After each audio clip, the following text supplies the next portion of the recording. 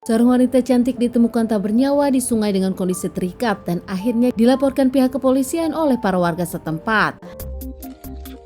Kejadian kisah nyata yang aku ceritakan kali ini terjadi di kota Cirebon. Seorang wanita cantik bernama Indah Fitriani berusia 22 tahun, dari keluarganya 7 bersaudara, Indah adalah anak ketiga. Dikenal sebagai anak yang pintar mandiri, usai dirinya lulus SMK, Indah sendiri mendapatkan beasiswa dan kuliah di Cirebon. Namun Indah memang dikenal sebagai anak yang baik, tak mau berpangku tangan. Indah sendiri ingin membantu orang tua. Tak hanya kuliah, Indah sendiri memilih memutuskan untuk bekerja. Saat itu Indah pun berhasil mendapat pekerjaan di perusahaan PT Nabati. Pasca dirinya pun mendapatkan beasiswa untuk kuliah dan mendapatkan pekerjaan, Indah sendiri kini tinggal di Cirebon dengan kosan. Indah tak kos sendirian, di dalam kosan tersebut pun ada beberapa teman yang memang dekat dengan Indah. Menurut teman kerja Indah, bahkan Indah dikenal sebagai orang yang memang percaya diri dan bekerja keras.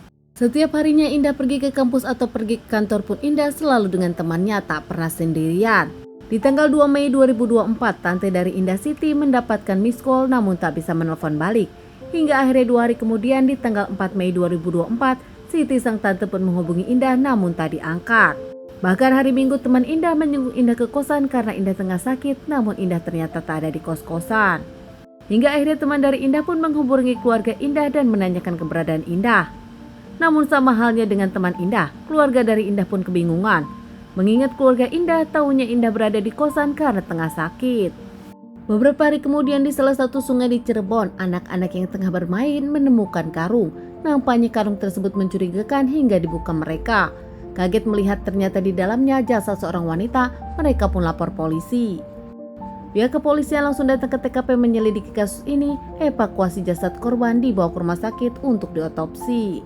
Ciri-ciri jasad pun diumumkan pihak kepolisian di sosial media, mengingat nampaknya korban tak ada identitas, bahkan saat identifikasi sidik jari pun tak ada identitas korban. Teman Indah pun curiga karena ternyata ciri-cirinya nampak seperti Indah, hingga akhirnya menelpon dan mengabari keluarga Indah. Saat itu bahkan keluarga Indah tengah berada di kos-kosan. Keluarga Indah mendapatkan info dari pemilik kosan, kalau ternyata saat itu Indah berkomunikasi dan mengaku kalau dirinya tengah mudik ke kampungnya karena sakit. Simpang siur keberadaan Indah pun menjadi perhatian pihak kepolisian. Tak lama mendapatkan kabar dari teman Indah, pihak keluarga pun mengecek rumah sakit dan mengecek jasad yang ternyata memang benar. Jasad tersebut, jasad yang ditemukan adalah Indah. Pihak keluarga pun melakukan tes DNA, hasilnya jasad tersebut memang Indah Fitriani yang menghilang. Hasil otopsi Indah menyebutkan Indah mendapatkan pemerkosaan, penganiayaan di mata dan bahkan di kepala. Saat itu Indah disebutkan sudah berpulang beberapa hari lalu.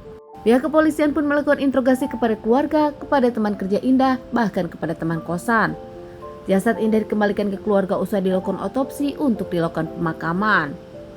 Pihak kepolisian pun langsung bekerja keras melakukan penyelidikan hingga ada satu nama yang dicurigai. Lelaki tersebut adalah lelaki terakhir bersama Indah dan menjemput Indah di kosan. Pelaku pun akhirnya langsung melakukan pengejaran dan mengamankan seorang lelaki bernama Chandra, 23 tahun, berasal dari Indramayu.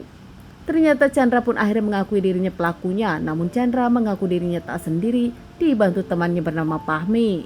Keduanya diamankan dan melakukan perlawanan hingga akhirnya keduanya pun didor. Saat diinterogasi akhirnya ketahuan kalau otak pelakunya adalah Chandra, yang ternyata Chandra sendiri adalah seorang residivis, pernah juga diamankan terkait perkosaan. Kini melakukannya lagi bahkan lebih parah. Chandra mengaku dirinya dengan Indah berteman biasa, tak ada hubungan spesial, bahkan mereka pun berkenalan lewat teman yang lain. Saat itu Chandra mengajak Indah makan siang, kebetulan Indah akan pergi ke kampus jadi Indah pun mau. Di perjalanan menuju ke kampus, Indah pun diajak Chandra ke rumahnya dengan alasan akan mengambil wifi. Namun ternyata memang sudah direncanakan. Saat Indah masuk ke rumah, tiba-tiba ada Fahmi yang menunggu. Fahmi pun langsung menghantamkan balok yang sudah disiapkan membuat Indah pingsan. Pasca Indah pingsan, diperkosa oleh Chandra dan menyusul diperkosa oleh Fahmi. Kemudian keduanya pun menghabisi Indah hingga Indah tak bernyawa. Indah pun diikat dan tak lama dibuang ke sungai. Mereka pun langsung membawa uang, laptop, dan handphone milik Indah hingga mereka kabur. Bahkan pelaku pun mengaku berpura-pura menjadi Indah, chattingan kepada bos di tempat kerja dan juga ibu kosan agar tak ada yang curiga. Kini keduanya diadili dan akan menjalani persidangan. Keduanya pun terancam hukuman 20 tahun hingga seumur hidup. Keluarga dari Indah kehilangan, bahkan teman-teman Indah mengaku kehilangan Indah juga. Indah yang dikenal baik dan pintar harus berpulang di tangan orang tak bertanggung jawab.